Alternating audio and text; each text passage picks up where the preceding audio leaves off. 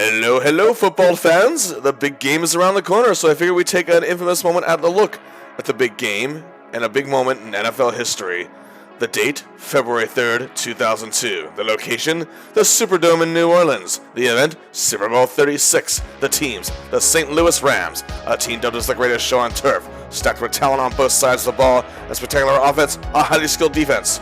Their opponents, the New England Patriots, a team who had to rely on an unknown quarterback who spent all the prior season warming the bench. He was thrust into the spotlight after their multi-time Pro Bowl quarterback went down with an injury.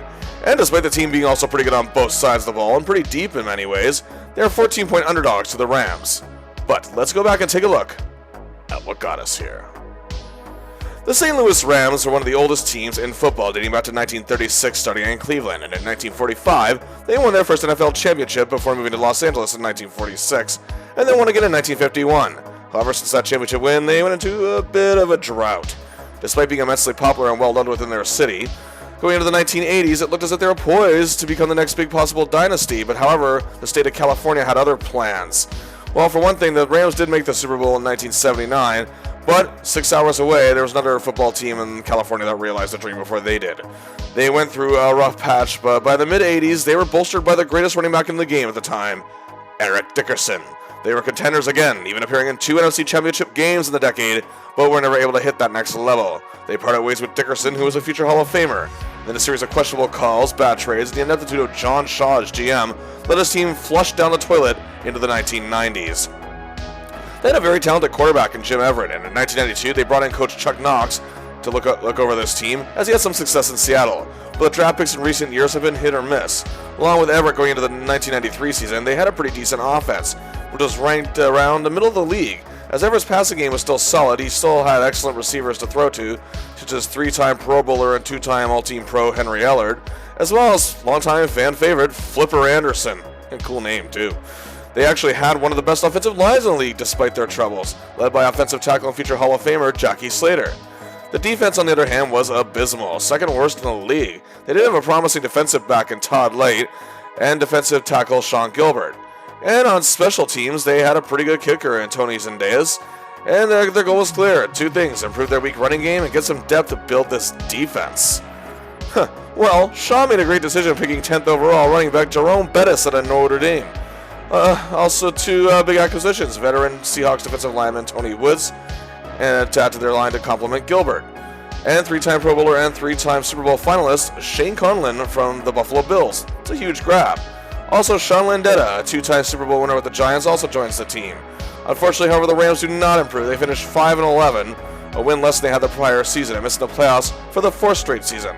Their offense plummeted. Everett missed 6 games due to injury, which hurt them greatly, but Jerome Bettis was a win. His 1,429 yards in his rookie year were only second to superstar Emmitt Smith of the Dallas Cowboys.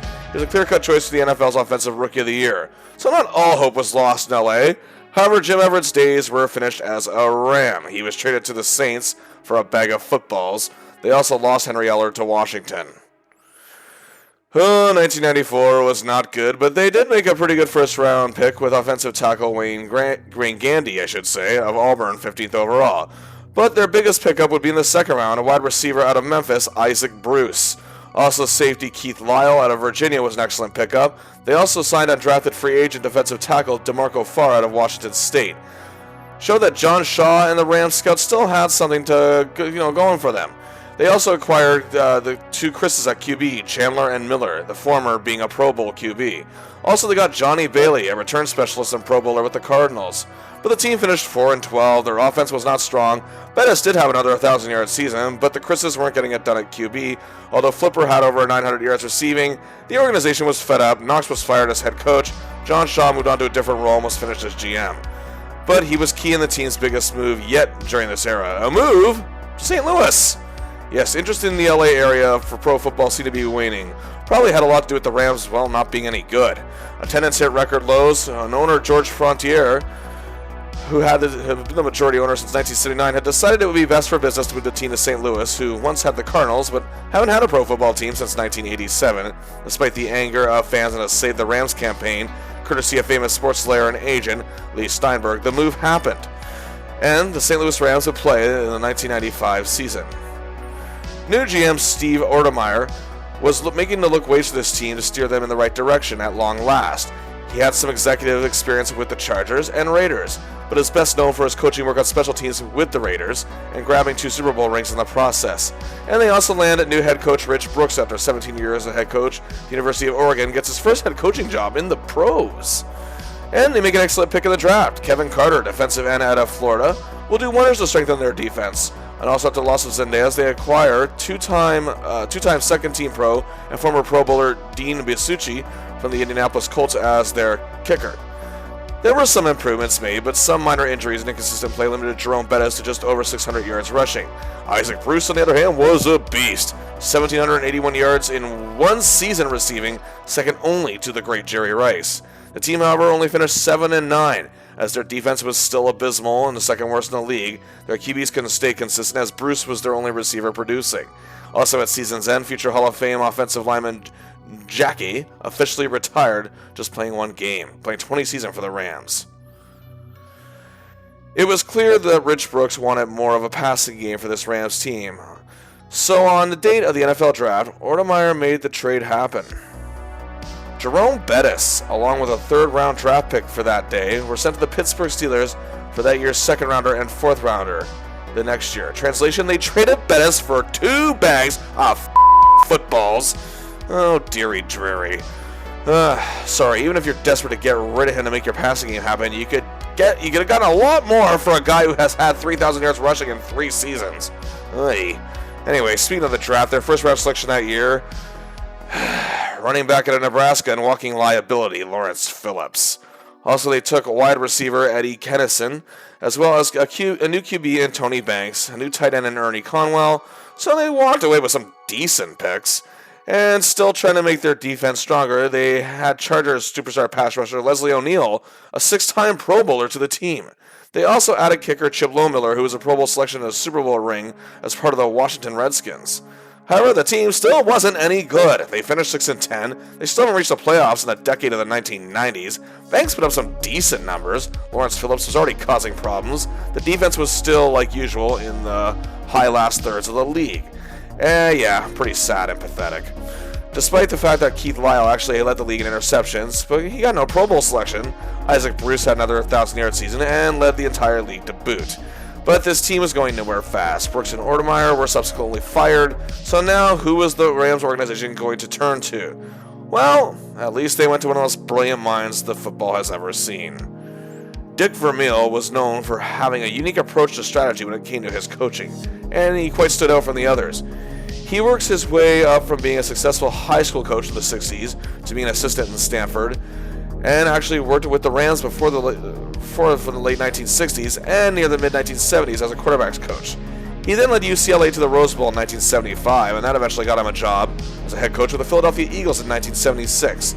He turned a stagnant Eagles team into contenders and got them into a Super Bowl appearance back in the 1980 season.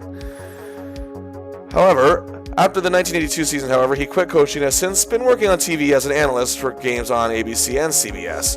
Not only is he brought in as head coach, but he's also the new general manager. Also, the Rams had the first overall pick for the 1997 draft. Oh, they made this one count.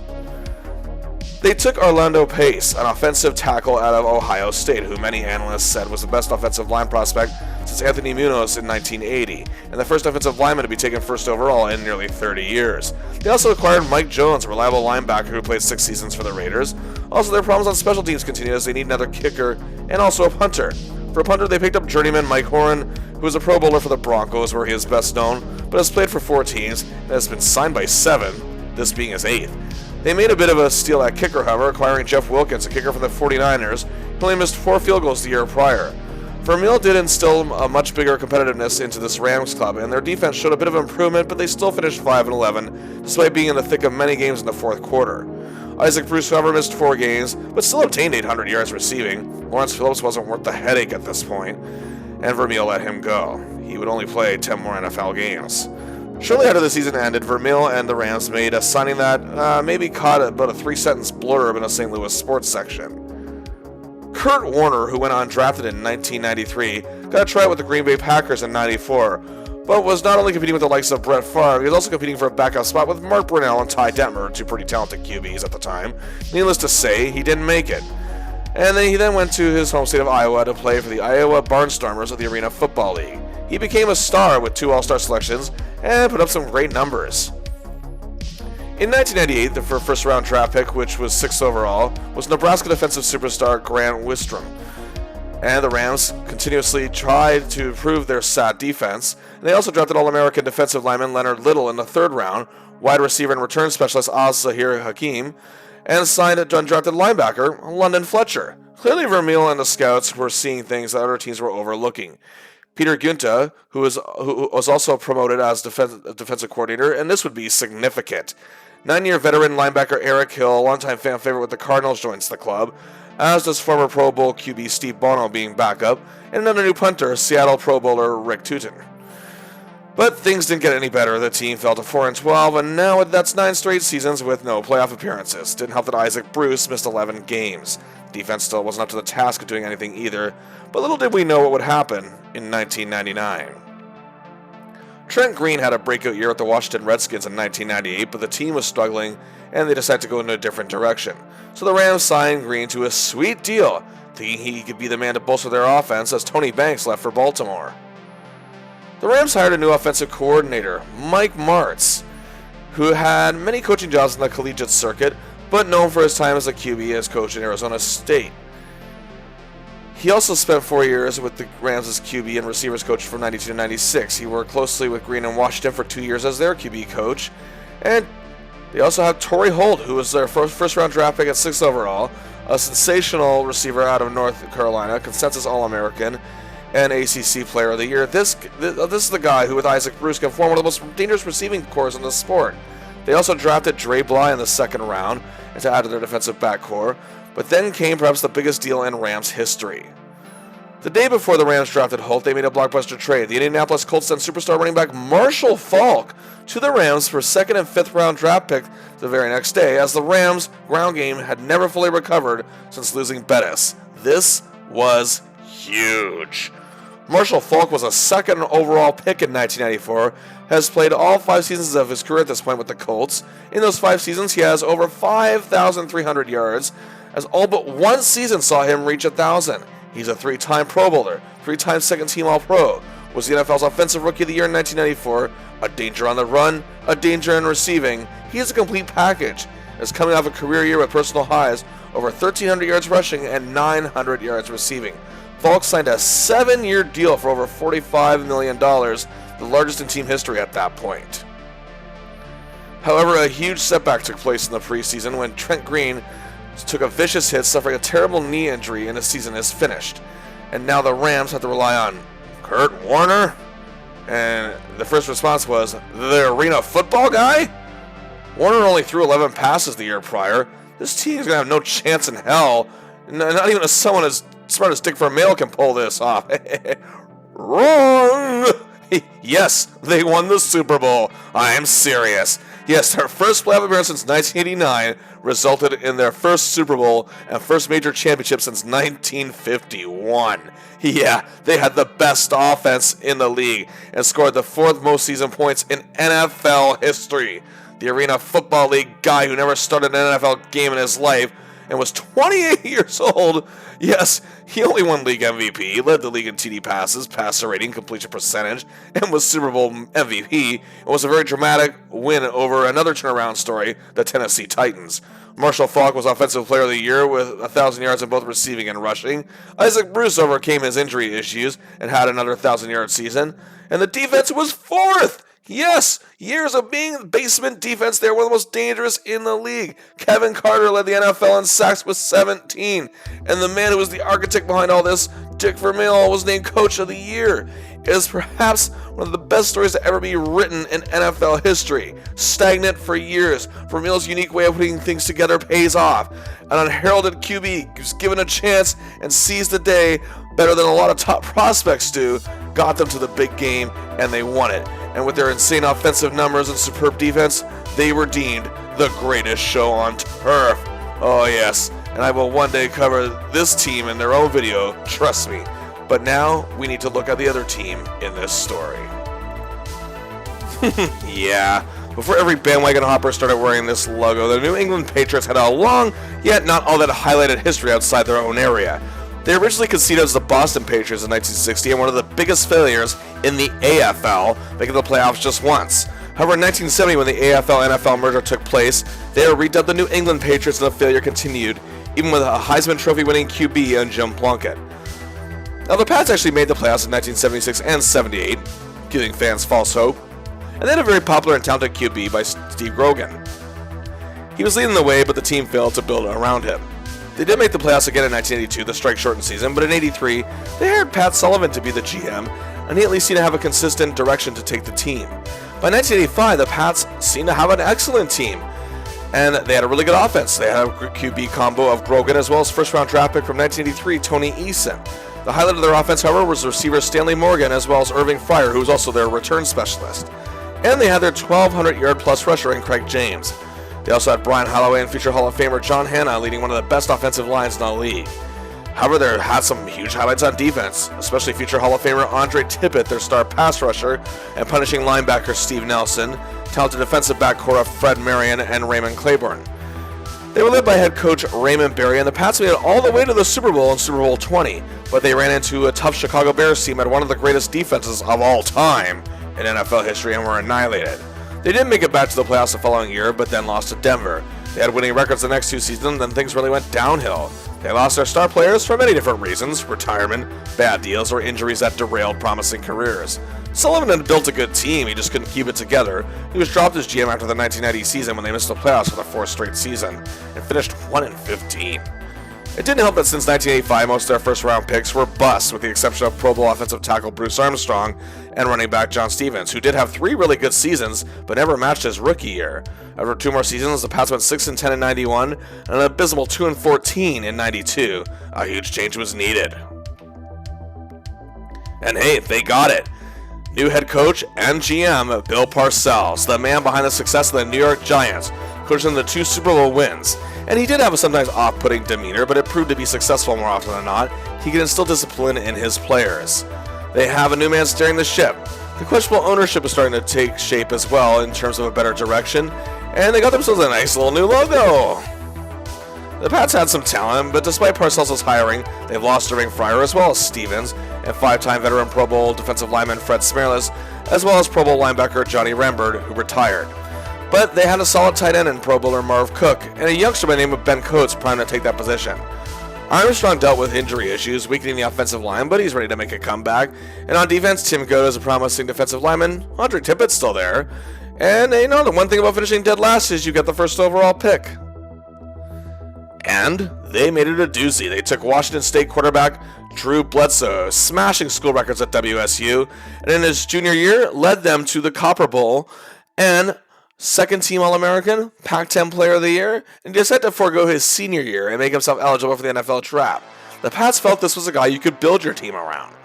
And they made another good pick, taking Virginia defensive end Chris Slade in the second round, and then the 8th-round receiver Troy Brown.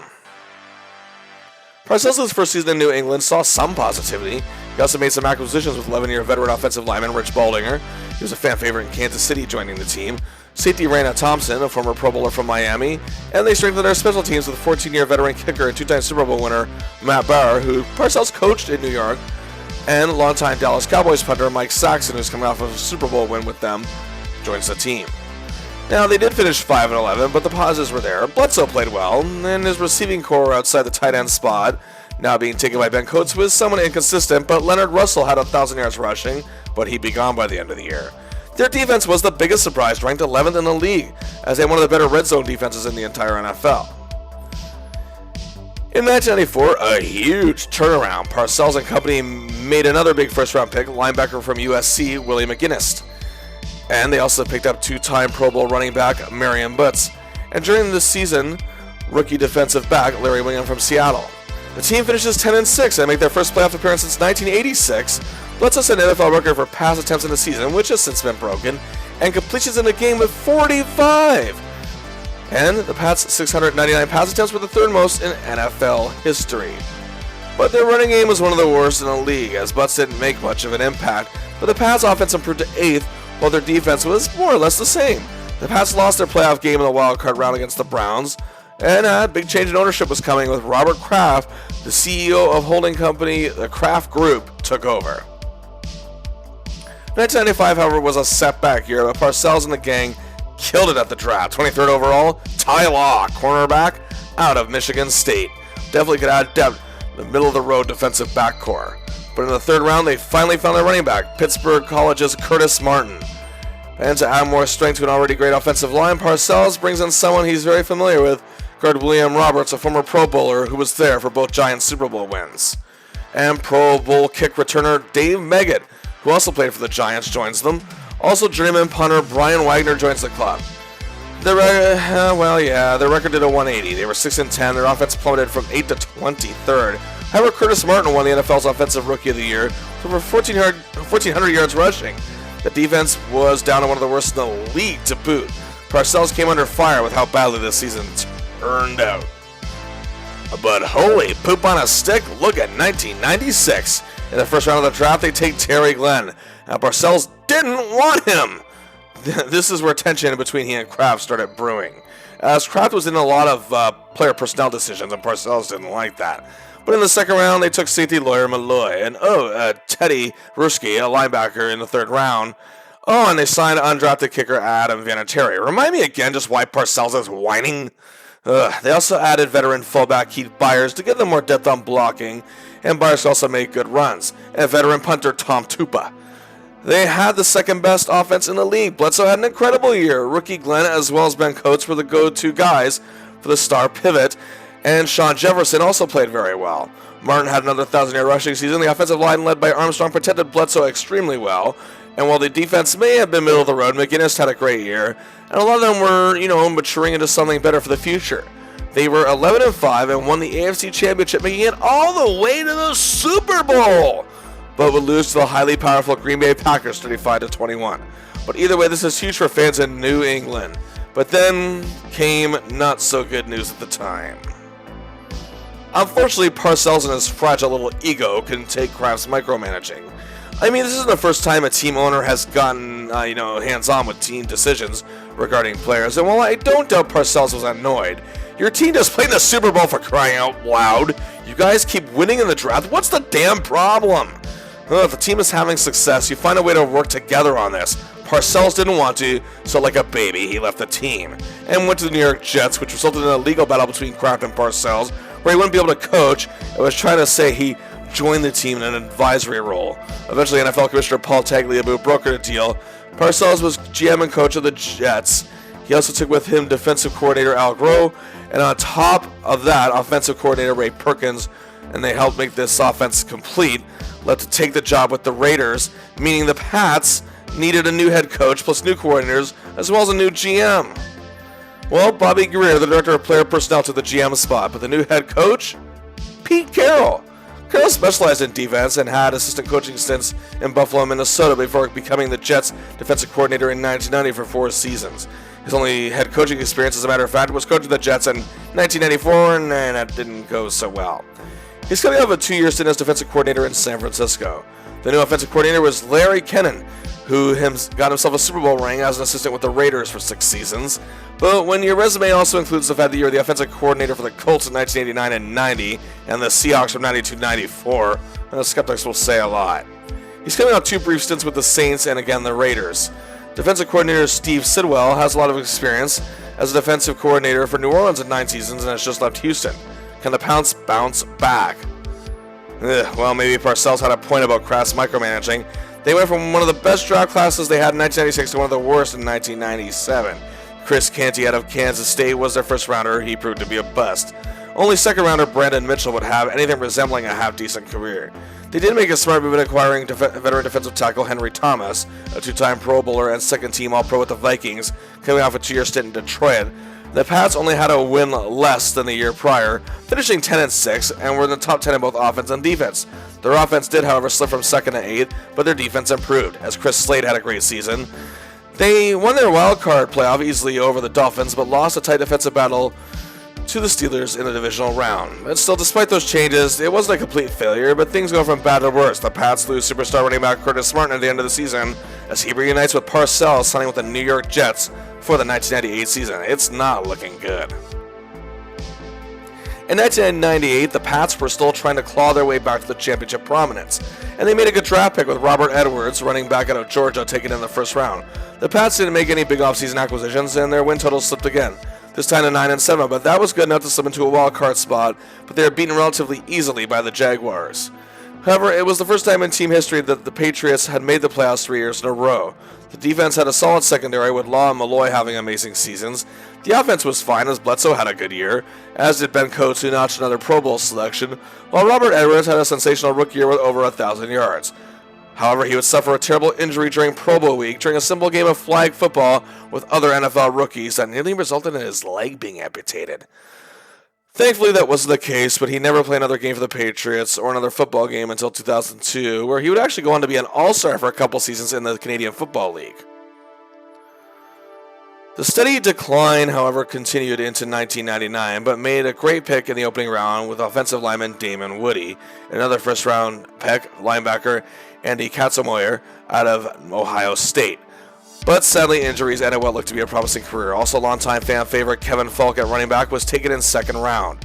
With Edwards' unfortunate accident, they needed a running back who can hopefully be a star for them. And Terry Allen was a Pro Bowler and four-time 1,000-yard rusher with the Vikings and Redskins. Tom Tupa was the next one to lead the Patriots to join Parcells and the Jets, and so 14-year veteran and punter Lee Johnson joins the team. The team started 4-0 and were even 6-2 at the halfway point, but then collapsed terribly, finishing 8-8. Despite a great season from Terry Glenn, the offense plummeted to 21st in the league, while the defense was ranked 7th thanks in large part to Malloy in the secondary, as well as Willie McGinnis with veteran Henry Thomas leading a good pass rush. But for the first time since 1985, they missed the playoffs. Pete Carroll is fired, and GM Bobby Greer would also be let go later on. And if that wasn't bad enough, Ben Coates, their star tight end, would lead the team after the season was over and sign with the Baltimore Ravens. The 90s looked so promising for the Pats, but ended with uncertainty. Going into the 21st century, both teams were not where they were expected to be. The Pats looked like they were going to be the future and championship force by the mid-90s, but due to internal issues, with hint of just plain bad luck, they weren't getting anywhere. Carroll was a good coach, but still not quite the element he would achieve in Seattle years later. The Rams, after being a laughingstock for many years, hired a guy who hadn't coached in 15 years on any level, and made him a GM as well, and with a 28-year-old Arena Football League star as QB, plus a bunch of great draft picks and a red-hot free agent, they win the Super Bowl and put up insane numbers. The greatest show on turf was born. The Rams, who in 1988 were 4-12, will go into the year 2000 as defending Super Bowl champions, looking to be the next big dynasty in professional sports. But in an unexpected turn, Dick Vermeil retired, even though he'd be back a couple years later in Kansas City. But now the Rams needed a GM. Well, they hired Charlie Army, who had been with Scout with the Rams since 1997, and oddly enough, was with the Patriots for nearly 7 years, was responsible for drafting many of their difference makers. Mike Martz was the offensive coordinator and one of the architects of the greatest show on turf and was promoted to head coach, and Vermeil said he was the right man for the job, and certainly, indeed, that was the right move. And now with Pete Carroll gone, who were the Patriots going to go with to guide this team going forward? Bill Belichick had been coaching on a professional level since 1975, at 23 years old no less. After stints on different staffs such as Baltimore, Detroit, and Denver, he would spend 12 seasons on the staff of the New York Giants under, yes, Bill Parcells. At first, he was the linebackers and special teams coach, working closely with the likes of Lawrence Taylor. He was promoted to defensive coordinator in 1985 and left with 2 Super Bowls. In 1991, he got his first head coaching job in Cleveland with the Browns, which, other than one playoff appearance, was nothing to write home about. He actually rejoined Parcells with the Pats during their run to the Super Bowl as a special assistant, but then left with Parcells as an assistant coach for the Jets until 1999, when Parcells stepped down. That didn't last long. And in one of the most bizarre turn of events, Belichick was hired to coach the team in the 2000 season, and one day later resigned. Yes, the Jets organization was furious with this, but did get compensated with a draft pick after the Patriots just a few weeks later hired him not only to be the head coach, but take over general manager operations as well. So now came the big day, the 2000 NFL Draft on April 15, 2000. And what would these two teams on different ends of the spectrum do in this selection meeting? Well, the Pats had to give up their draft pick to the Jets as compensation for Belichick, as mentioned. The Jets got 4 picks in the draft, thanks to, well, part of that compensation deal. And Keyshawn Johnson's whining and leaving the team as well. So the Pats have no first rounders. And the Rams, being Super Bowl champions, get the last pick of the round and drafting trunk candidate, a running back whose career didn't amount to much, but would at least be a part of this team by 2001. The Pats draft picks weren't making too many big waves either until the 6th round when they took a quarterback. At 199th overall, Tom Brady of the Michigan Wolverines. For his freshman and sophomore seasons, he backed up Brian Griese, who now at this point was playing for the Denver Broncos. And Brady came along well in his final 2 seasons, including a senior year, with some very impressive numbers, and a good touchdown to interception ratio to boot. Had a really good passer rating, and was also team MVP, but the 2000 draft was one of the least QB-heavy drafts in NFL history. Before Brady, just 6 QBs were taken, and out of all of them, Chad Pennington of the Jets was the only first-rounder. And he had a good yet not great career, but that's not all on him, to be fair. Mark Bulger was selected before Brady as well, and we'll get to him. Bledsoe was still the top QB in New England, but backups need to be drafted too. The Rams, however, couldn't repeat as champions in 2000, but they were still one of the most exciting teams in pro sports to watch. They needed a new punter, as in the season Tutin got hurt, and Mike Horan returned and got himself his first Super Bowl and retired after. They picked up John Baker, who was cut by the Colts, an undrafted free agent. Kurt Warner missed 5 games due to injury, but in the 11 games he played, he was still phenomenal. And they were still show everyone in the league that they were indeed one of the best. But the defense ever completely collapsed. It was one of the worst in the league. The offense was the absolute best, still ranked number 1. Warner, Falk, Bruce, Holt, Pace were all named to the Pro Bowl. And Falk was league MVP, and for the 2nd straight year won Offensive Player of the Year. Isaac Bruce and Torrey Holt each had 1,000 yards receiving, with the latter leading the league with over 1,600 yards. The team finished 10-6, made the playoffs, but lost to the Saints in the wildcard round. The defense needed to be fixed, and badly. Farr retired, Carter went to Tennessee, Ray Agnew retired. That's 3 defensive linemen gone. Linebacker Todd Collins retired, veteran Mike Jones went to the Steelers. Even the secondary made big changes at the end. Todd Light, a 10-year veteran Pro Bowler, gone to Detroit by the next season.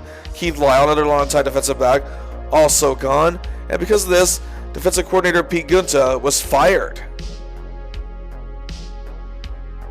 As for the Pats, things hit a new low in this era. Belichick's first year was not very good at all. The team had their first losing season since 1995, finishing 5-11 and missed the playoffs. 2 straight years for the first time since 1993. Offense tanked, defense could have been worse due to their record, but still not great. Also, Bruce Armstrong, the 6-time Pro Bowler and future Hall of Fame offensive lineman, retires after 14 seasons. And to top it off, former star tight end Ben Coates rubs salt in the wound and wins a Super Bowl with the Ravens. Basically, all the Rams needed was a defense, and they'd be right back in contention. See, at this point, the Pats needed a miracle. Well, these 2 teams again are on different paths, and paths not many expected them to be on a few years prior to this. The Rams looked like they were going to be to football in the 90s and 2000s, what the Cleveland Browns have been for about 20 years.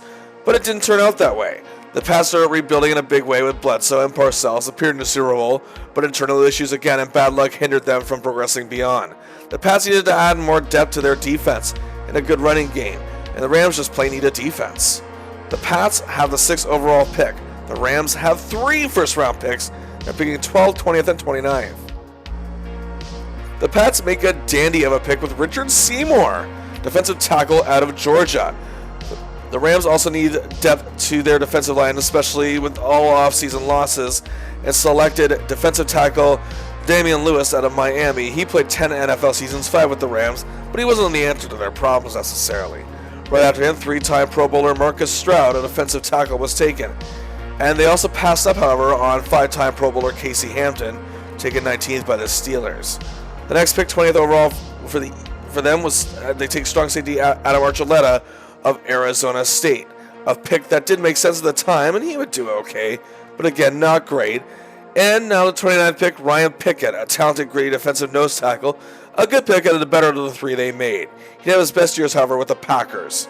The Pats also took offensive lineman Matt Light out of Purdue second round, but let's take a look at Richard Seymour. Seymour at 6'6", over 300 pounds, gives the Pats a lot of size up front, which is exactly what they were seeking on the defensive line. His imposing presence could be a game changer. A first-team All-American in his senior year, two-time first-team All-SEC, a great pick to say the least. The Rams, however, did make a huge deal on draft day to improve their defense, giving up second and fourth rounders and acquired Aeneas Williams, a 10-year veteran defensive back from the Arizona Cardinals. This is huge. He has spent his whole career with the Cardinals. He provides speed and can cover the best in the game. He can snag interceptions with the best of them, as he brings 46 career interceptions with him, plus 568 tackles, showing he can bring down just about anyone. 6 straight Pro Bowl selections from 1994 to 99, 2-time first-team Pro, 2-time second-team Pro, and was named to the NFL's all-time 1990s decade team. They also make a big grab in linebacker Mark Fields, who's coming off a Pro Bowl season with the New Orleans Saints, where he has spent all 6 seasons of his career at this point. Great against the run, he could definitely enhance the Rams' stagnant linebacking core. Oh, and the Rams hired a guy by the name of Lovie Smith to be their defensive coordinator, who worked with the Tampa Bay Buccaneers, helping to perfect the Tampa 2 defense. The unlikely hero, the unlikely star, Kurt Warner, despite his injury issues the year prior, proved he wasn't a fluke, and showed that he truly is one of the best in the NFL, and is poised to be for a long time. He has become a sports hero in St. Louis, and no doubt wants to help this team embark on a path to lead them to be the first dynasty of the 21st century. Drew Bledsoe entered his 9th season. He is actually a year younger than Warner, who is playing in his 3rd. Bledsoe, a 3-time Pro Bowl QB, and has been on the edge of glory, and is still considered to be one of the best in the league. But the Pats are still in uncertainty. The Super Bowl odds were on the polar opposite of one another when it came to these two clubs. The Rams were given the best odds of winning the big game with a plus 400. That didn't really shock anybody, especially making those important tweaks to their defense and hiring Lovie Smith as their defensive coordinator. The Patriots, meanwhile, were tied for 25th best odds to win the Super Bowl, meaning they weren't even being touted to make the playoffs. Well, let's see how the season starts for these clubs. No surprise on the Rams side of things. Despite blowing a 14-point lead, they still won in overtime against a very talented Eagles team, 20-17. Warner threw for over 300 yards, despite throwing a couple costly picks, and was able to help his team get the win. Bruce and Holt had 89 and 85 yards receiving, respectively. The Pats, however, came up short, and despite Bledsoe putting up decent numbers, they lost on the road to a not-so-great Cincinnati Bengals team. Also, Troy Brown, who had been emerging as a top receiver, had a 100-yard game, as problems with Terry Glenn were having internally. For the Rams, however, this was the beginning of a 6-game winning streak to start the season, as the greatest show on turf was constantly on the marquee of success. They held off a Niners comeback with a 30-26 win on the road. Warner played a beauty, but it was Marshall Faulk and Isaac Bruce who stole the show. Faulk had 184 yards of scrimmage, and Bruce had 144 yards receiving on 8 catches, including a 39-yard touchdown in the 4th quarter. The Rams had decimated the Dolphins as their defense was fantastic. Williams had 8 tackles, while the Dolphins' ground game was contained to just 64 yards, thanks in large part to London Fletcher. And Warner had an outstanding game. Just 7 incompletions, not a 300-yard game, and 4 huge TD passes, and a 42-10 win in their home opener. Both sides of the ball were clicking again, as the Rams' defense, which has already shown to even improved drastically, cut the Lions off the board with a 35-0 win. Leonard Little had 3 sacks, while the offensive side of things, Faulk had 151 yards from scrimmage. It looked as if the New York Giants were going to be the ones to put the Rams down at last, as Michael Strahan sacked Warner 4 times, and Faulk was heavily contained and also got hurt. But Warner came up in the clutch and with just over 4 minutes to play, down 14-9 to get the Rams in the end zone for a 15-14 squeaker. And they made it 2 for 2 against New York clubs, as the fall was a 34-14 dominant win over the Jets. With Faulk out of action, Trunk candidates stung everyone, with 23 carries for 195 yards, including a 44-yard touchdown. One of 2 TDs he scored that day, and indeed the Rams are 6-0 and dominating the league to the surprise of very few. But now let's get back to the Pats, where things aren't looking too good. Bledsoe and the Pats were taking on the New York Jets in the 4th quarter, trailing 10-3. Bledsoe on 3rd and 10 took the ball himself, and he attempted to dive for a first down. Mo Lewis hit Bledsoe with a hard yet clean hit, but Sean Ellis at the same time had clipped his ankle, making the hit all the more devastating. It looked like Bledsoe had a concussion. but his heart rate spiked and he suffered a shattered blood vessel in his chest, causing hemothorax. Youngster Tom Brady came in, only throwing 3 passes in his rookie of the prior season, as he was unable to get the Pats to make a comeback and they fell to 0-2. And now the Pats, losing their star QB, are going to have to rely on someone unproven and unknown. No chance in hell.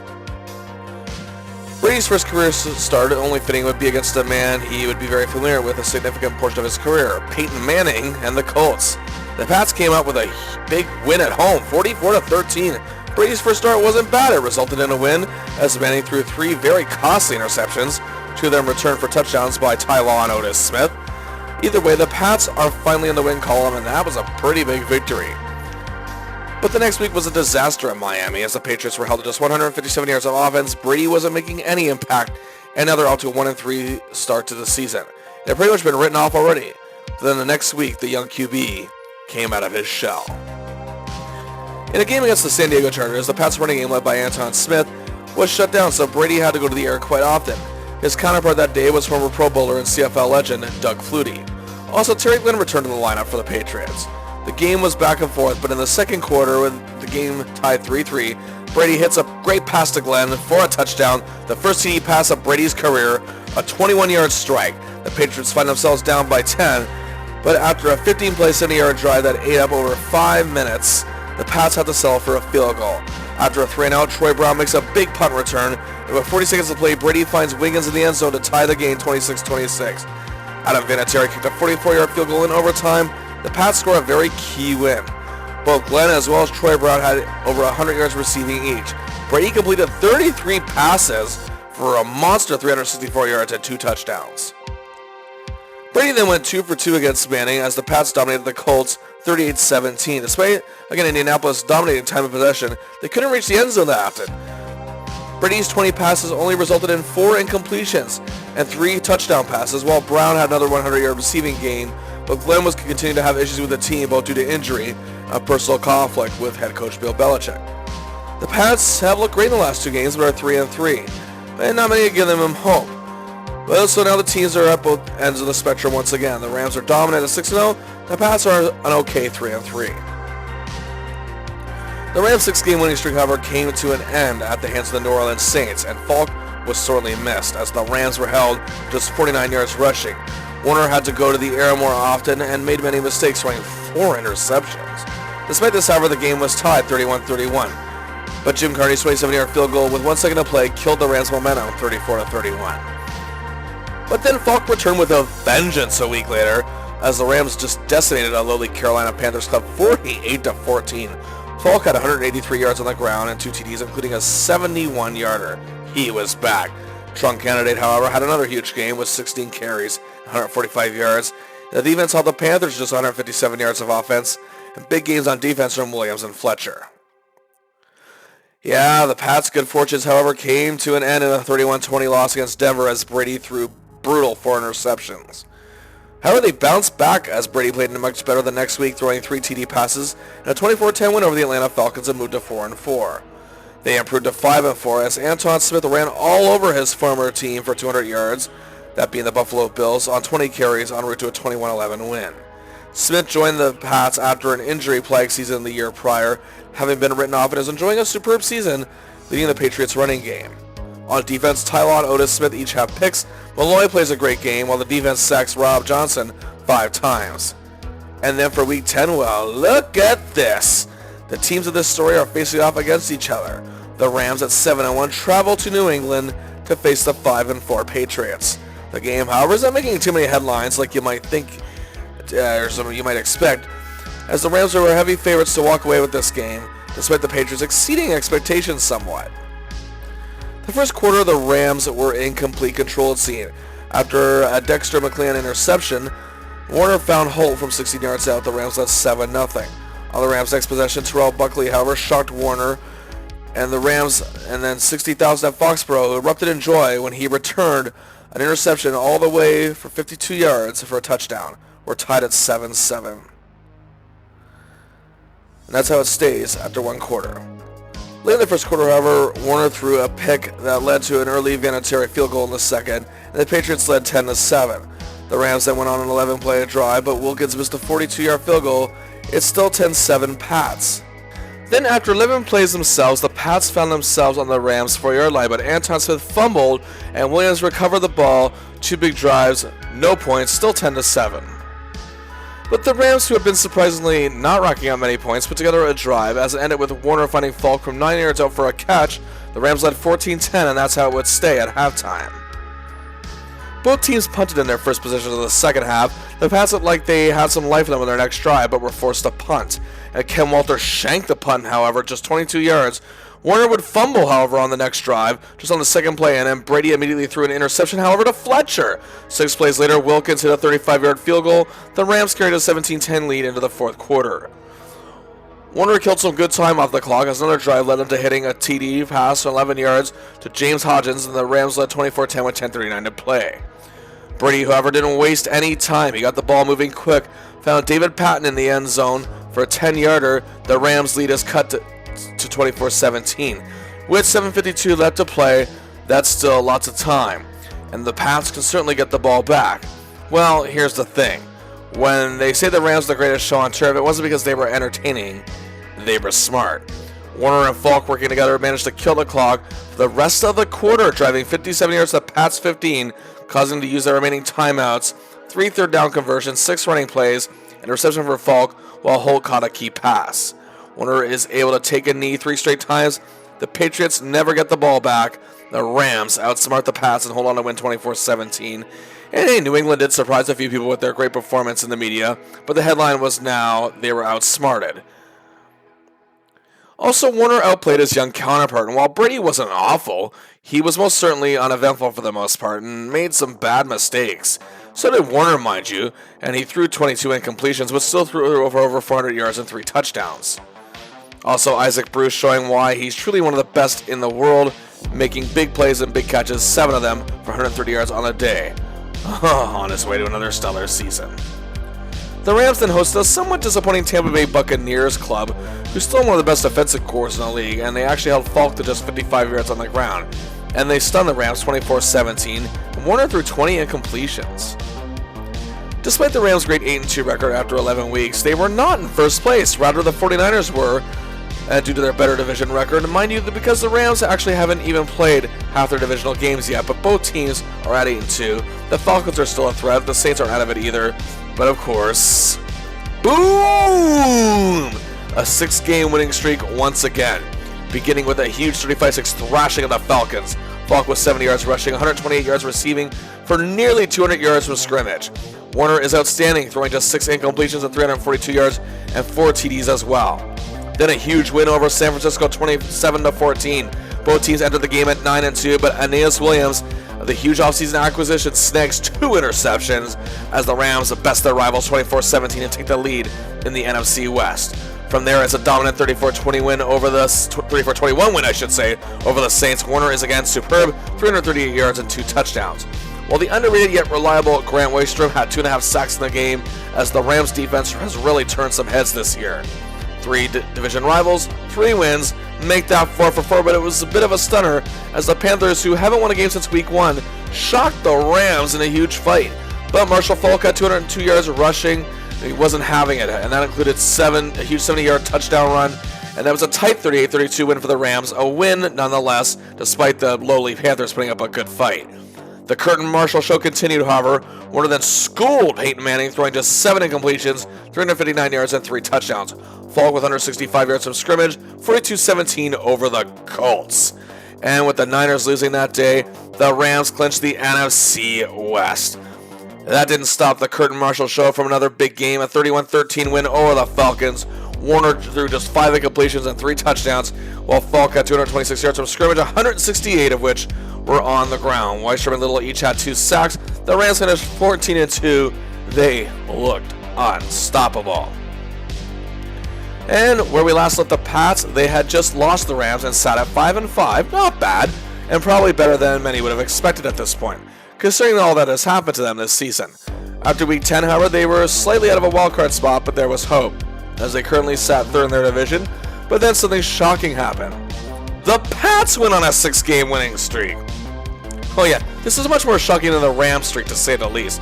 Faith in this team, however, was being restored. First, a 34-17 win against the Saints.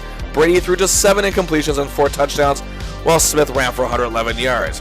Then in a very tight defensive battle, they scored a very important win over the New York Jets, 17-16. Brady was still good, throwing just 8 incompletions, but the defense was on their game as Seymour, Boucher, and Hamilton each sacked Vinny Testaverde, while Mike Vrabel and Terrell Buckley each intercepted a pass for him. And then the defense looked great again with a 27-16 win over the Cleveland Browns as Buckley had yet another pick along with Ted Bucky Jones and Anthony Pleasant. Terry Glenn once again returned to the lineup with 69 yards in reception, but Troy Brown continued his big year with 89 yards. A lonely yet determined Buffalo Bills squad gave Brady a lot to handle, sacking him 5 times, but the Pats won a defensive squeaker 12-9 in OT as Vinatieri nailed his 4th field goal of the game, a 23-yarder to win it, while Smith had 95 yards rushing on 20 carries. Then in another huge divisional game, the Pats moved to 10-5 into first place with a 2013 win over the Dolphins, where Smith had 156 yards and 26 carries and a touchdown, giving him 1,000 yards rushing for the 2nd time in his career and first time since 1998. Around this time, the Pats cut their losses with Terry Glenn, who continued to be a headache to the team with his off-field issues more than anything. After finally receiving a bye week, they went into the final game of the season 10-5, tied for the AFC East lead with the Dolphins. But the Pats had a 6-2 record against their division. The Dolphins are 4-3, so the only way they can clinch is if they win and the Pats lose. Well, the Dolphins did win, but the Pats faced the Panthers, loses of 14 in a row, and make that 15, a 38-6 win. Otis Smith, the veteran, 2 interceptions. The Patriots finished 11-5, shocking the football world by not only going on that large winning streak, but clinching their first playoff spot since 1998, their first division title since 1997. What a remarkable story. It's no surprise that the Rams for the 3rd straight year were first in offense. Warner, Falk, Bruce, and Holt were all on fire and couldn't be put out. Orlando Pace was making some tremendous blocks as well. The team as a whole truly earned their moniker as the greatest show on turf, and it wasn't really shocking. What was shocking was how good their defense was. Lovie Smith as their defensive coordinator and acquiring Aeneas Williams definitely lent a great deal to their secondary, which had 21 interceptions, and Dre Bly was also a key part of it with his 6 picks, and Leonard Little leading a great pass rush. But their rushing defense, led by London Fletcher and the acquisition of Pro Bowler Mark Fields, made all the difference as 3rd best in the league. The defense went from 31st to 7th. The Pats made drastic improvements on both sides of the ball and were 6th in both offense and defense. The shocking emergence of 199th overall pick Tom Brady being thrust to a position that the majority of the media, and I'm willing to guess some fans, felt he wasn't ready for. He persevered. Despite not having Terry Glenn most of the year, Troy Brown was amazing, and they finally had the running game they sorely needed with Smith. But you could tell the retirement of Bruce Armstrong affected them as the Pats gave up the 10th most sacks in the league, but 25th to 6th is outstanding. The defense was better than the Rams, finishing 1 spot ahead at 6, as Lawyer Malloy and Ty Law were amazing in the secondary. Though their rushing defense struggled somewhat, their pass rush, led by William McGinnis, was more than adequate, but had problems against the run this year. But now let's take a closer look at the players.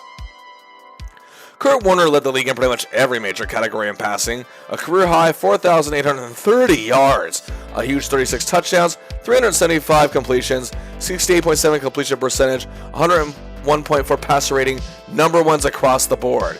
He did have some issues with some interceptions, with the 5th most in the league he threw, but an MVP caliber season for Warner. However, the inexperienced Brady, much like his counterpart did 2 years prior, shocked the world. He did finish in the top 10 in completion percentage, 4th as a matter of fact, with a 63.9. His 86.5 passer rating was 6th best, and despite not finishing in top 10 in the other categories, it is notable that he only threw 12 interceptions all year. Marshall Faulk did miss 2 games, but proved once again just why he's one of the most dominant and talented players in the league. 5th in rushing with nearly 1,400 yards and added 765 receiving, totaling 2,147 yards from scrimmage, barely 2nd behind Priest Holmes. But his 5.3 yards a carry was tops in the NFL, and his 21 overall touchdowns led the NFL. An MVP caliber season for him. Antoine Smith, as I mentioned, had his first 1,000-yard rushing season since 1998. And finally, the Pats have found their formidable running back years after losing Curtis Martin. He had over 1,100 yards, and while he may not have been dynamic as Falk, he did tie him for 12 rushing touchdowns, 2nd best in the league.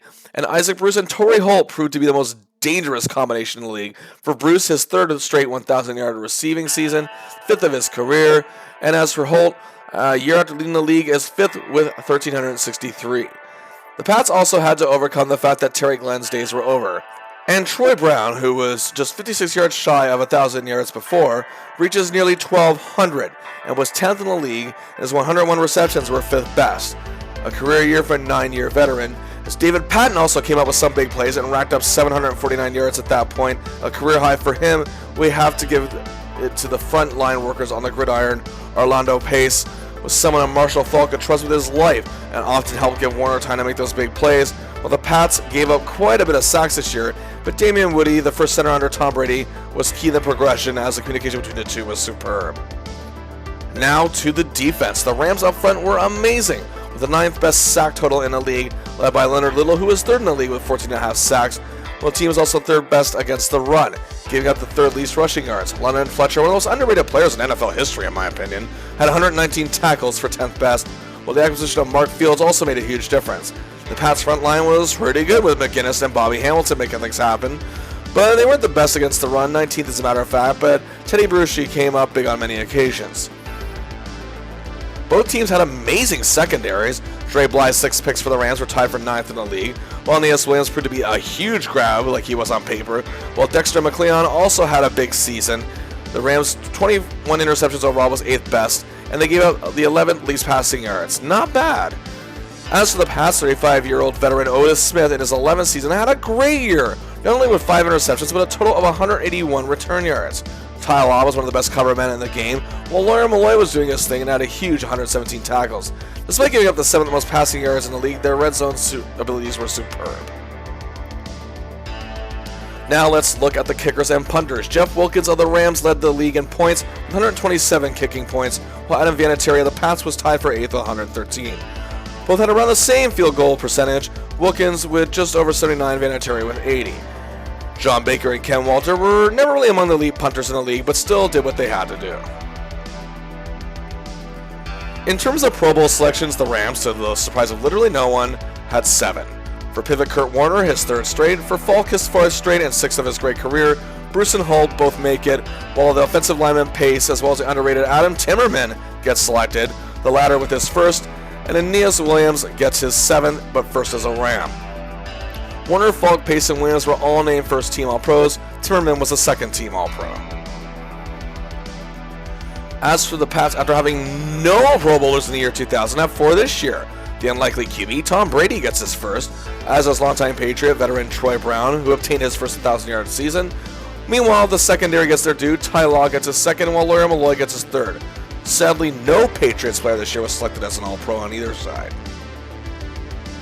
Due to the unexpected turn of the Patriots, it's no surprise that Bill Belichick was a candidate for Coach of the Year. He came in 2nd in voting to Bears head coach Dick Jauron, finishing just short with 19.5 votes to Jauron's 24. Also, Defensive Rookie of the Year saw Rams linebacker Tommy Polley obtain a vote. For Offensive Player of the Year, Marshall Faulk beat out teammate Kurt Warner by just 1 vote to win his 3rd consecutive award. Faulk to this day is the last to win the award 3 straight times. The only one to do so was Houston Oilers Hall of Famer running back Earl Campbell. So this likely means the MVP vote will be close with these two. Warner won it in 1999, Faulk won it the year prior. So who wins the rubber match?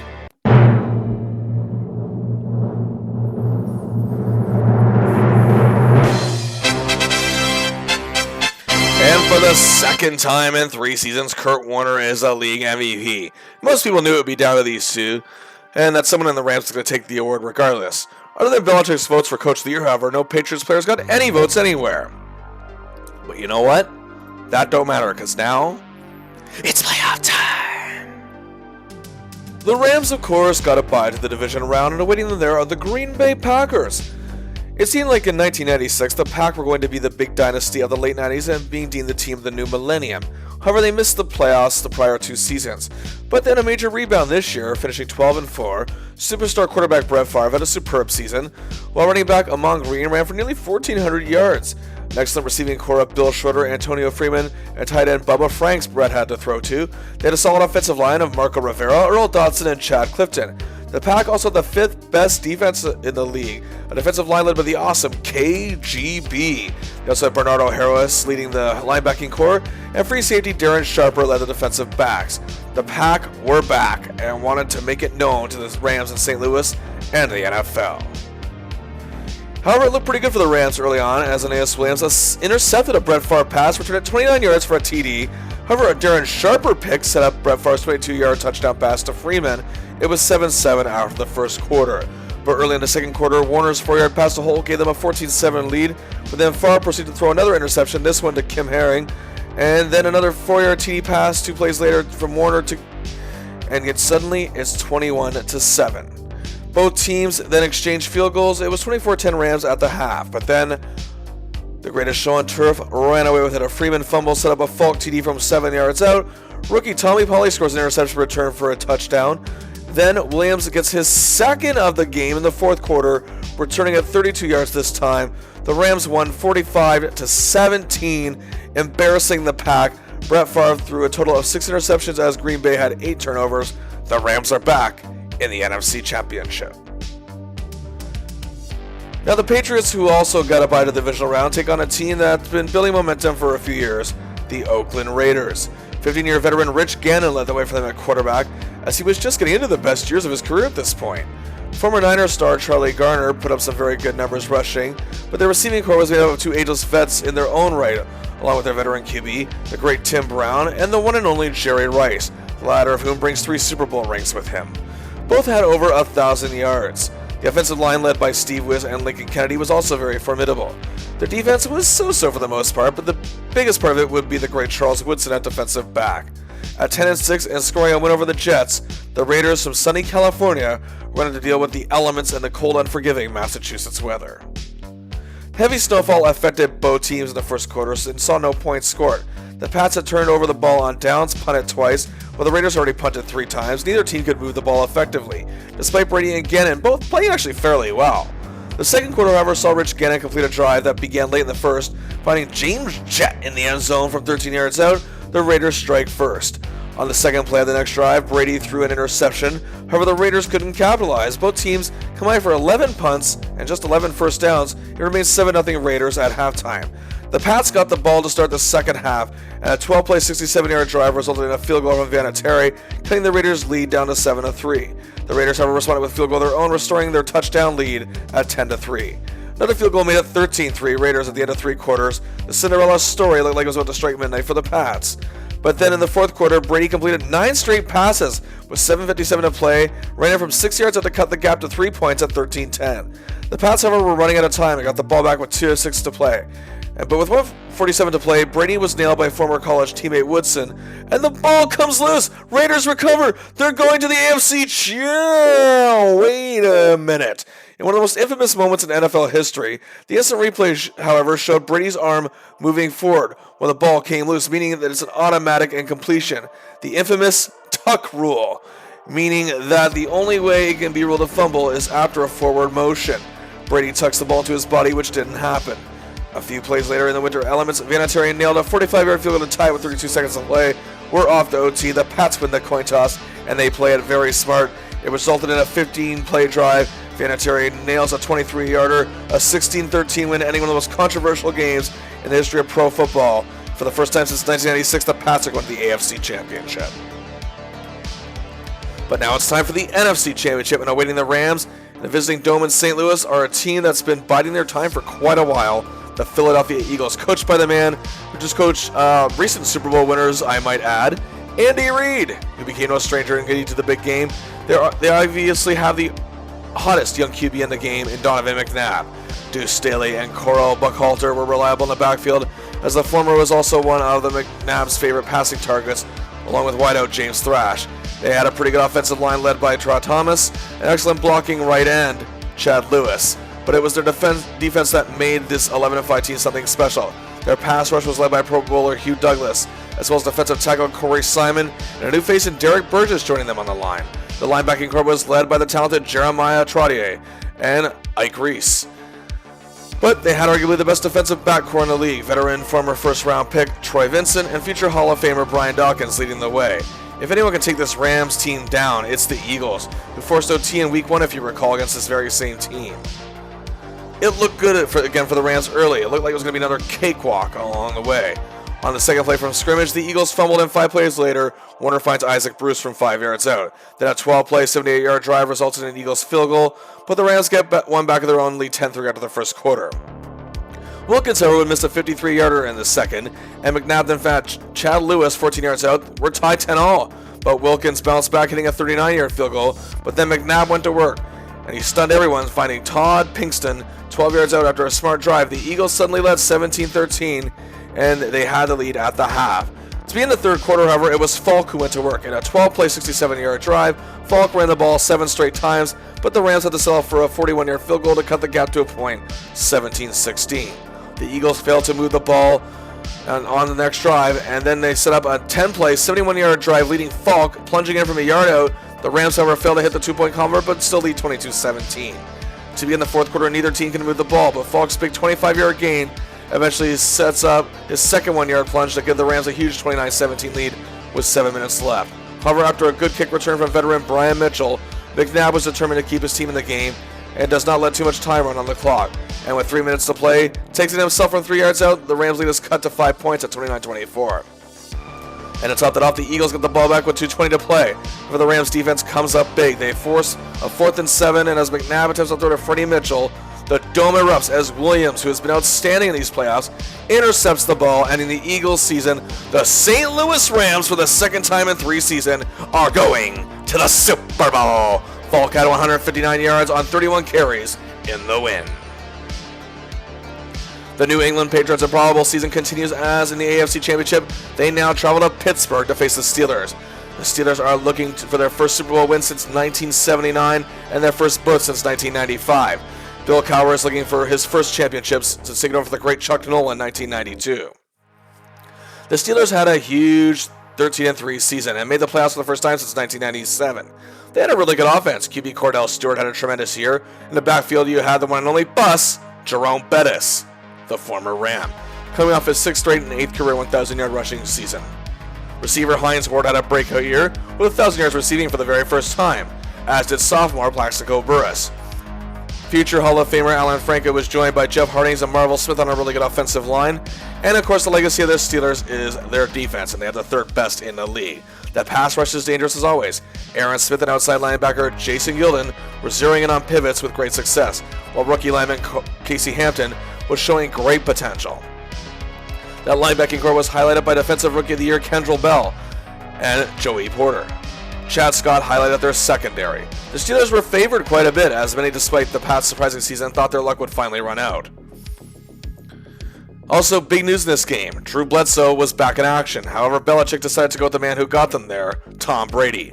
The first quarter was pretty dull. Nobody could move the ball. 3 punts each side, but on the Steelers' 3rd punt, Troy Brown returned at 55 yards for a touchdown. It was 7-0 Patriots after 1. The Steelers would get a field goal in the second to cut the gap to 7-3. But after that, 2 more punts from each team. And then Lathon Flowers nailed Tom Brady, who had just completed a huge pass to Brown for 28 yards. Brady was gone from the game. What a crazy twist of fate considering the injury got him this starting job. And now the man who had the job since 1993 was coming in as a backup, Drew Bledsoe. His first piece of action since week 2. He comes in, completes 3 of 3 passes, gets a few yards on a run, and then an 11-yard TD pass to David Patton. The Pats lead 14-3. And that's how it would stay at the half. And then in a crazy turn of events, a 34-yard field goal attempt by the Steelers is blocked by Brandon Mitchell. The ball bobbles a bit, all the way to the Steelers' 11. Brown picks it up and gets a huge touchdown, 21-3 Patriots. However, Stewart, who has not played well, wakes up the dead Pittsburgh crowd with a 9-play, 79-yard drive that allows Bettis to score from 1 yard out. The Pats, however, still lead this thing 21-10. And they can't build on their lead, however, but the Steelers get another quick touchdown. The stadium is rocking, and they only lead 21-17 now going into the fourth quarter. However, Bledsoe remained calm with an 11-play drive that led to Vinatieri hitting a 44-yarder, and the Pats led by a touchdown 24-17, but with over 11 minutes left to play. But on the next 2 drives, the Steelers can't come back, and the Pats can't extend their lead. Then Stewart throws another pick. Vinatieri misses a 50-yarder. But with 2:11 to play, the Steelers get another chance. A throw to Burris is intercepted by Lawyer Malloy. The Pats run down the clock. The New England Patriots, who weren't even supposed to make the playoffs, are going to the Super Bowl, the 3rd time in their history, and first since 1996. So the big game was set.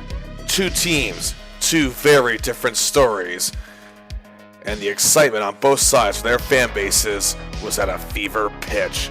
For the Rams, the excitement comes down to this. For the Pats, the Cinderella story continues. Here we go. However, Belichick had a decision to make, and it made many headlines in the media. That was one of the biggest hypes going into this game. Brady has suffered a sprained ankle, but was cleared to play as he had 2 weeks to rest. But Bledsoe has the experience. He's played in the big game and came up big for the Pats in the AFC Championship. Well, the call was made. They're going with the guy who made this magical season happen, Tom Brady. The Rams were favored by 14 points. There was no way they were going to lose this game. Look, the Pats had a great year, and some could say it was all media hype, but if that's the case, the Rams, the way they dominated, well, they more than lived up to it. Either way, the greatest show on turf was ready to take the biggest spotlight. Here we go. February 3rd, 2002. New Orleans, Louisiana. 72,922 fans live at the Superdome. An estimated 86.8 million watching on TV, 2.5 more than last year's big game. In the wake of the 9/11 attacks, it's a very patriotic setting. A performance of Let Freedom Ring from Barry Manilow, Yolanda Adams, James Ingram, Winona Judd, and Patti LaBelle was superb. A video of present NFL players and legends of the past read the Declaration of Independence in a video. Former U.S. Presidents Ford, Carter, Bush Sr., Clinton, as well as Ronald Reagan's wife Nancy, recited words spoken by Abraham Lincoln. An epic rendition of America the Beautiful took place courtesy of Mark Anthony, Mary J. Blige, and the Boston Pops Orchestra. Paul McCartney sang his song Freedom in tribute to the 9/11 attacks. Mariah Carey gave a very stirring rendition of the Star-Spangled Banner, and President George W. Bush became the first and to date only president, past or present, to participate in a coin toss, along with Dallas Cowboys great quarterback and former Super Bowl winner and MVP, Roger Staubach. And now, two QBs, one a superstar, the other only really known amongst his fans, are ready to have a showdown. This is Super Bowl 36. Here we go. The game is underway as the Pats kick off, and Vinatieri gets a good kick with 69 yards, but returner Yo Murphy gets a pretty good return, and Warner goes to work on their own 39-yard line. It looks good early on as Warner completes an 18-yard pass to Holt, but an offensive pass interference sets the Rams back. They're not able to get back to the first down marker and are forced to punt. However, they bury the Patriots deep at their own 3. On the Pats' first play from scrimmage, Brady completes a 21-yard pass to Brown. They would convert another first down, but were themselves forced to punt later. After a touchback starting for their own 20, Warner and the show go to work. A short pass to Holt and a run by Falk fought, and again, to give the Rams a fresh set of downs. However, the Rams find themselves 3rd and 4.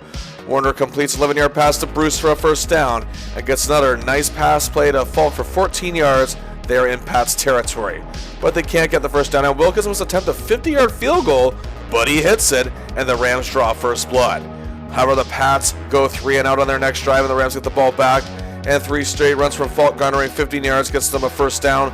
But in the last play of the quarter, Bobby Hamilton catches Kurt Warner for an important sack, causing a loss of 5 yards. The first quarter ends with the Rams leading 3-0. In the second quarter, the Rams look stuck at 3rd and 15, but Warner makes a great completion to Azahir Hakeem for 29 yards, but great pass defense by Malloy and Richard Seymour are covering short. The Rams went for another field goal attempt and missed it 52 yards out. This is the Patriots' chance to capitalize as they start from their 42. And after a couple of short runs by Smith on 3rd down, the Rams take a penalty and Brady now has a fresh set of downs, but then they take a holding call. But McLean and Archuleta are quick to catch Smith, and he doesn't get much on the next run. Brady throws an incompletion, and the Pats are forced to punt. The Rams start the next drive from their own 19, and after a short run by Falk, he scampered for 15 yards for a first down, but then the unexpected happened. Warner threw a pass about 8 yards attempted for Isaac Bruce, but Ty Law snagged the ball. Interception. He could go all the way, and he does. 47-yard interception return. The point after is good. The Patriots lead 7-3. You can almost feel the shock of this moment. I remember I was watching this game. I was 18 years old, and I wasn't a fan of either team, really, but my jaw dropped. And this could really frustrate the Rams going forward, and the Pats have to capitalize. They did, however, get the ball back, but were only able to convert one first down, as Tylaw, Otis Smith, and Lawyer Malloy are all playing excellently in covering the Rams' top-notch receiving core.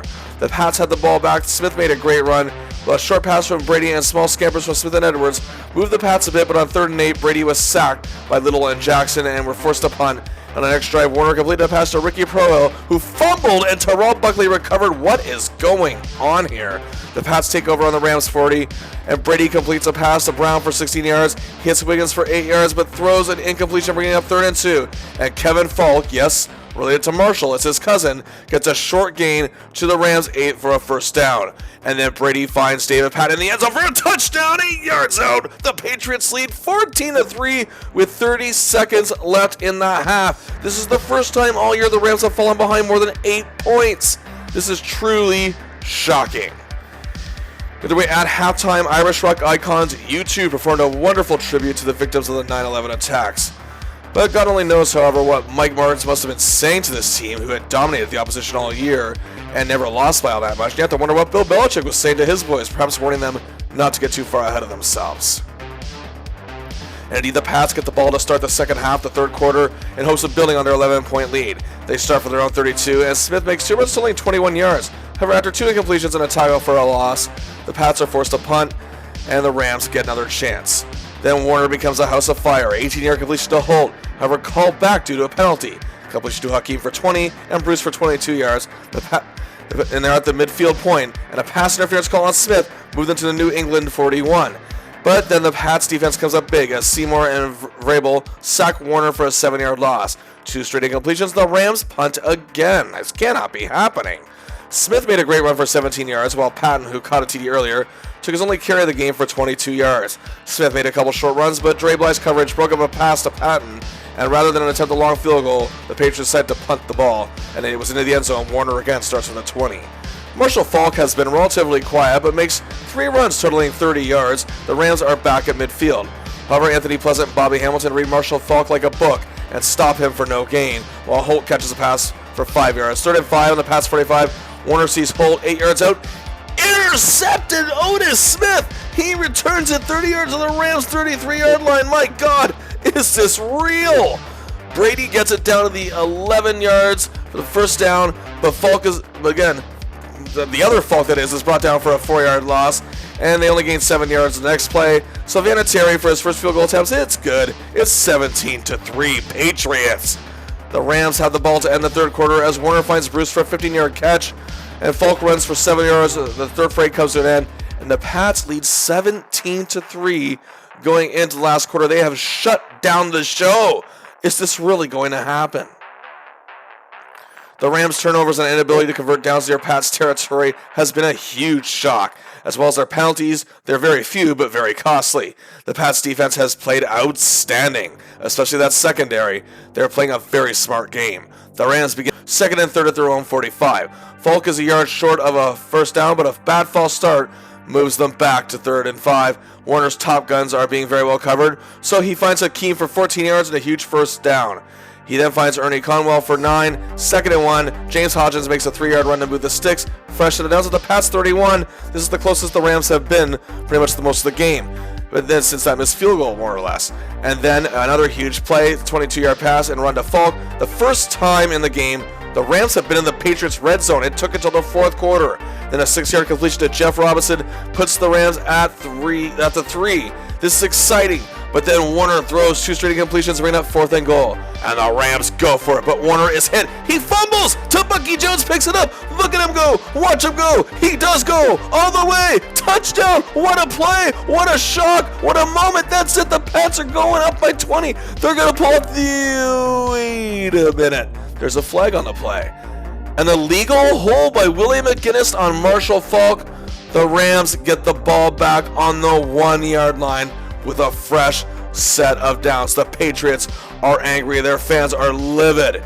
Falk, however, is stopped by McGinnis and Cox, but then on second and goal, Kurt Warner finds a spot up the middle, and the Rams are back in this thing and cut the Pats lead to 17-10, but the drive did burn some time off the clock as 9:33 remains. Well, the Patriots look a little frustrated. They go 3 and out, and the Rams get the ball back. Here we go. Just a fluke by the Pats, right? Time for the show to take the headlines. Despite great defense from Smith on Holt and Law on Bruce in this game, Warner finds them on shorter passes, and Warner shows his smarts, knowing if he can't go long with his top guys, open it up for the others. A huge 30-yard completion to Ricky Proyle, and Robinson for 12 yards. They are back in New England territory. But on a 2nd and 9, Warner can't find anyone. He's scrambling, running further back and back and back. What is happening here? McGinnis brings him down for a monster 16-yard loss. Oh my goodness. It's just too much to overcome. Smith is all over Holt. And Warner just throws another incompletion.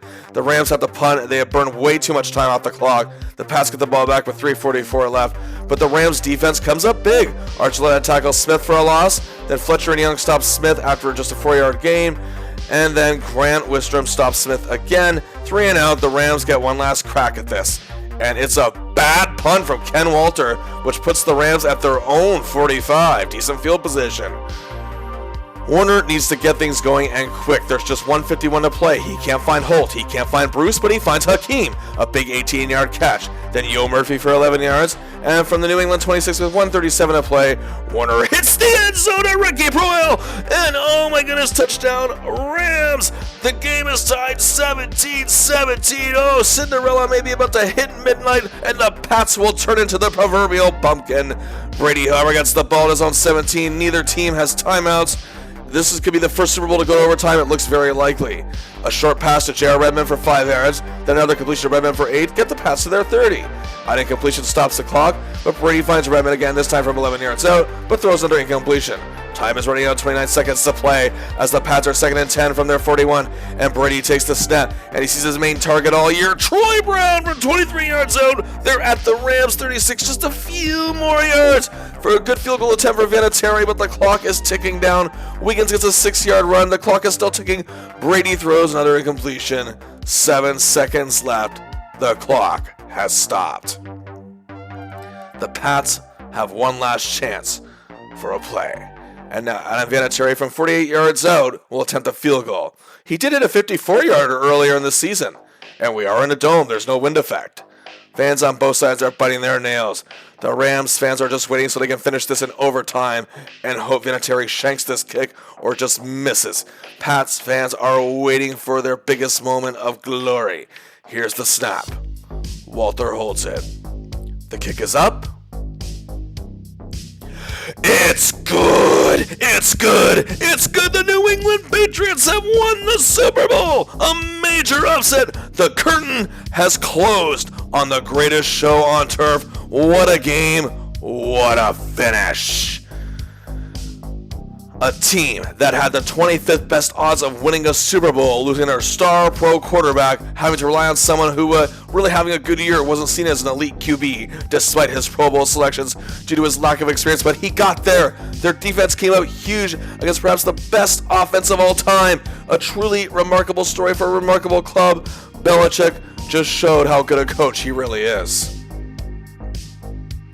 And on this night, a legacy was born among Belichick and this kid by the name of Tom Brady. And yes, the story goes on, and it writes so many chapters, almost 2 decades as a matter of fact. And one day, I will tell the rest of that story, but we all know how it went. Either way, this was a great start to it. The Pats' first Super Bowl win was something to behold. As for the Rams, it was a shock, and dejection surrounded the locker room of their stars. The show was over. The Rams fell apart, and Warner would become injury prone. He'd be gone after 2003 after playing just 9 games the next 2 seasons. The Rams had a couple years of false hope with Mark Bulger as QB, and they'd eventually move back to LA in 2016, and eventually won the Super Bowl again, however, in 2021. It's crazy to think that these two teams were on much different paths. It looked like the Rams were going to be the NFL's biggest force of all time. It didn't look like the Patriots were really heading anywhere. They were just a team in the way. Funny how things turn out. At this point in his career, Brady wasn't going to outplay Kurt Warner, but he didn't have to outplay him. All he had to do was beat him, and that's exactly what he did. Brady played perfectly fine and capitalized on the Rams' mistakes and was awesome on that final drive to set up the winning field goal. His 86.2 passer rating, however, was better than Warner's 78.3, and Brady didn't throw a single interception, while Warner threw 2 that very costly to his team that added to 10 points total. But the big shock was that Antoine Smith outplayed Marshall Faulk on the ground. He held it to 76 yards thanks to the Pats' amazing defense, and despite making a couple big runs, he averaged 4.5 yards per carry, below his season average, while Smith was the Pats' best offensive player in the game with 92 yards on the ground and 5.1 yards per carry, and helped the Pats move the ball many times. Faulk still had some good catches and made some good plays, but either way, the night belonged to Smith in terms of running backs. Another big shock was despite making a few big catches, Isaac Bruce and Torrey Holt were both held at bay for the most part. Bruce had 56 yards on 5 catches, which is still over 10 yards a catch, but at times wasn't open. Holt had 5 catches for just 49 yards. This did, however, cause Hakeem and Rohill to play very well in this game, but even so, when your top weapons are disarmed, it makes it harder to win and harder to score. The reason for that, however, was amazing play from Pro Bowler Ty Law and 36-year-old veteran Otis Smith, as Law was Bruce's worst nightmare, and he made the play that set the Pats on their way, that huge 47-yard interception return for a touchdown, while Smith made Holt's night a living hell, and a long one. His interception set up that field goal to extend the Pats' lead in the third quarter. Law was a star, no doubt, and Smith had been somewhat of a journeyman going back and forth between teams his whole career. Is actually remembered for one of the biggest moments in Patriots history before this, when he returned a fumble 47 yards for a touchdown in the 1996 AFC Championship, which was a turning point in that game that helped the Pats get to the Super Bowl. He returned to the Pats in 2000 after a brief stint with the Jets. And now you have to think, well, the way these two played, one of them would have to be Super Bowl MVP, right? Well...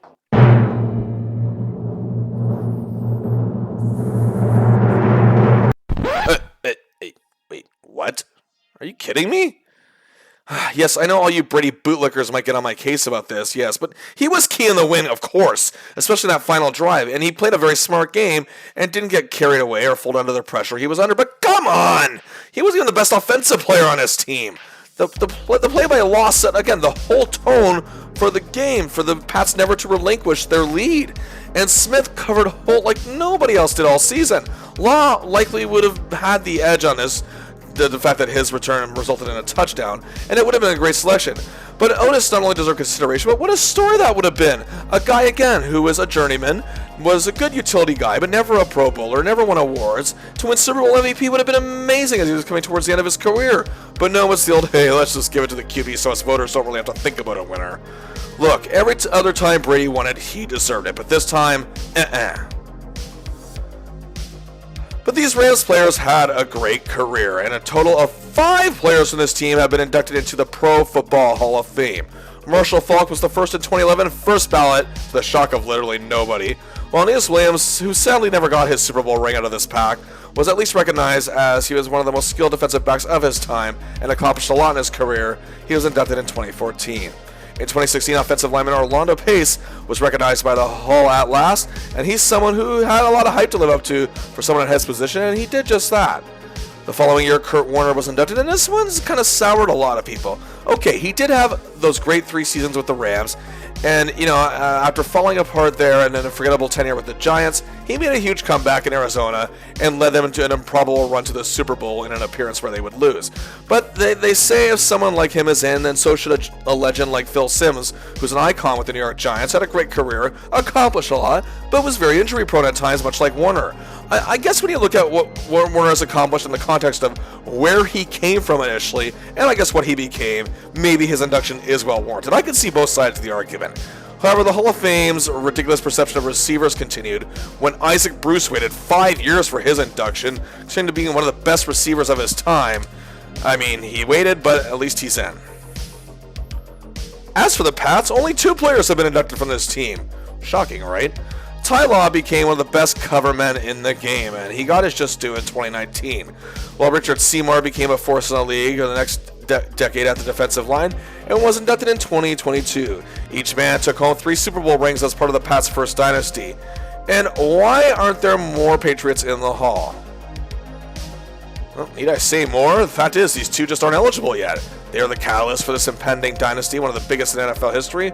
But again, Tom Brady won't be able to get in until 2028. No doubt he will. Belichick, his status is unknown at this point, and his legendary tenure with the Pats just came to an end after 24 seasons, and it just ended this year. And if he retires, well, he'll be eligible in 6 years, whereas if he stays on, well, he's going to be waiting a little longer. However, the fact that Torrey Holt isn't in the Hall of Fame is quite idiotic. 7-time Pro Bowler, led the league in receiving yards twice, was named to the All-Decade team for the 2000s. What the hell are they waiting for? Mind you, this is the same Hall of Fame that still hasn't inducted Reggie Wayne either. They're just very weird when it comes to QB receivers. I'll also give a shout out to maybe Lawyer Malloy deserves more consideration on the side of the Patriots. Either way, this was a tale of two teams and their road to the big game. We hope you enjoyed this journey of the New England Patriots and their new dynasty and the St. Louis Rams, one of the most exciting teams to ever hit a football field. Until next time, like and share the video, hit subscribe, and until next time, I'll see ya!